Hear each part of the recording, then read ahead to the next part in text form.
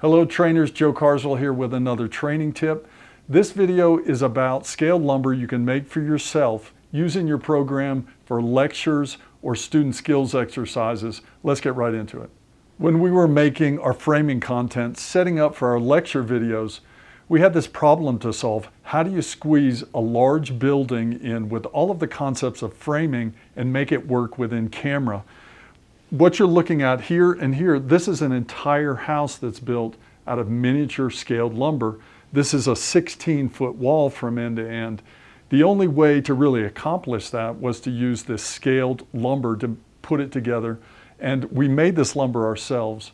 All of the framing concepts that you see in this wall happen in real life. There's an example of everything from headers to cripples to common studs to end studs to plates. And there is no downside to scaling this down. Students can get the concept in this small space and it all fits on camera. This works for you in your classroom as well. Students can learn from this smaller scale. Seems like we always need more space when we're training. When we're talking about teaching aids made out of this scaled lumber, they don't take up a lot of room. This wall, once you get done teaching with it, could go against or hung on a wall, takes up no space until you need it again. That's one advantage. The other is the cost savings in working in miniature like this. This wall full size would be very expensive. What you have here is the amount of materials that would take up less than a single 2x4. So from a student perspective and working with a larger number of students, this cost savings and material savings makes even more sense. You can have a whole pile of this scaled lumber. Students can use it to build, say, their own wall. Now we can assess those students on that individual wall, and we have very little cost in whatever they built. You also don't need a whole lot of tools or fancy tools for students when you're working with scaled lumber as well. You can build in this scaled model format with no power tools at all. We all know as teachers that showing images or photographs doesn't always cut it for students. They need context. They need things that they can touch, feel, and experience firsthand. And you can take those images and you can enhance them with things like this model made from scaled lumber and work them through some of these framing concepts. And you could, if you were talking about nailers, for example, you could take a nailer, put it in this wall, and talk to them about a T-wall connection that had to be made here and the advantages or the size of the lumber. And this all of a sudden will make sense to a student when you combine it with that presentation. So say you had a whole bunch of this lumber made up. We'll talk about how to do that in a second. But you could design a skills exercise for your students that would use this lumber to, say, make this wall. This is a 16-foot wall with top and bottom plates. It's got 2 rough openings in it. It's got headers, it's got common studs, it's got cripples in it. All of these parts can be produced and the students can actually make this. It is 25% of actual size, but they learn the placement of all the parts. They have to measure it out. They have to cut pieces according to a set of plans, and they have to produce this product. Every student can make one of these. This might be an exercise your students do before they actually build the full-size wall. That's one way to get them primed for that large project. Or this could be an assessment for each one of your students on how well they know all their framing parts. You could have them label all of these parts once they get it assembled. This would be labeled header. They would label the cripples, the jacks, the kings, the common studs, end studs, and the plates, top and bottom. All of that could pass for a quiz in lieu of a written version. If you have your students build this as a skills exercise and you give them a full-scale set of plans, make them do the math, and what they get not only is this assembly, understanding the wall parts, but now they're getting into scaling and they have to make, say, those full dimensions reduced to produce this particular item. They're getting that scaling exercise. They're having to work with all of their measurements. There's a lot of math that they're doing, and we know about math and how important that is to construction. This particular wall is scaled to 25%. So is this house model here. We chose 25% pretty much because that's easy math to do. It's not super easy math, but it's easy enough that I could do it and that students could do it as well. You're dividing all of your dimensions by 4. That's doable, especially when we're talking about 12 inches in a foot. So this 16-foot wall becomes 4 feet long, and that's a manageable item that can be stored and transported.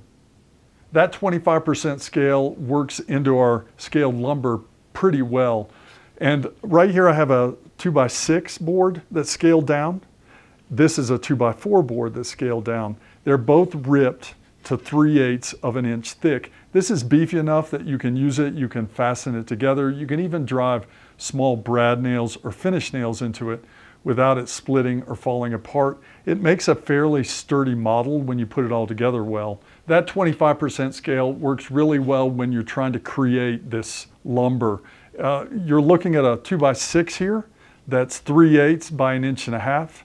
And this is a 2x4 scaled board. This is 3/8 by 3/4 of an inch. I made the 2x4 out of 1x material and the 2x6 out of 2x material. So all we're doing is ripping one time to make a board.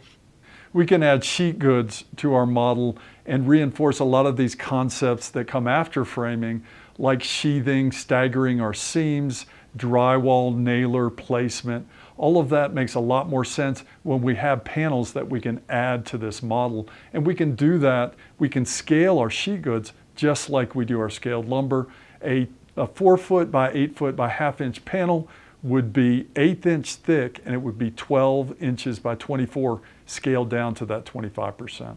So that 1/8 of an inch is typical cardstock. It could be cardboard, could be mat board, or it could be what we used to call in school, which was foam core. All of this can be found at the dollar store, at the craft store, or even say at the back of the Walmart where they're throwing away cardboard boxes. Get creative about it and have your students cut these panels out to size and use them on their models. So if you have a program that has an unlimited amount of money, you can buy pre-cut, pre-made scaled lumber. We chose not to do that because, number one, we don't have that money. And number two, there's an advantage to being able to choose your own scale. All scales are not available when we're talking about these lumber packs that you can pre-order. And a lot of that lumber also is made of balsa wood, which I feel like doesn't hold up. It's just not as strong, and it doesn't feel as good when you're making it. One of the trainers on our Lunch and Learn a couple weeks ago was talking about his students and a project he does with them involving scaled lumber and models. He has them start off from the very beginning, a design of a tiny house, I believe, and he has them work through the whole design of it, draft it out, add all the dimensions, and then they have to build it to scale. So you can imagine the sort of list of skills they're learning throughout that whole process. The students carry this through the whole semester, and by the end of it, they have a product that is a finished model that they produce that serves as an assessment, not only for framing, but plan reading, for measuring, and also scaling. So I hope you can see after this video the benefit of using models and scaled lumber for students to build with, and also to make teaching aids for you to teach those students. It helps to have something to touch for the students to learn, and we can't always do that. This is a great bridge for that. At the beginning, I wasn't fully invested in it. I did not believe that this was a tool that could be used. After seeing students with it though, I'm fully convinced this is a great way, even if it's the first step to that final product or that full-size thing that you're trying to do. Even if this is all you produce, a teaching prop for you to use in a class about wall framing, you really can't do any better than this, and this fits in my trunk. I hope you enjoyed this video and got something out of it. If you like this kind of resource, go visit us at teachconstruction.org. We have a lot more there and a lot of other types, and a lot of them are available to you at no cost. Don't forget to like and subscribe to our channel. It helps us out a lot. And please leave some comments. I'd love to hear from you. Thanks for watching. I'll see you in the next one.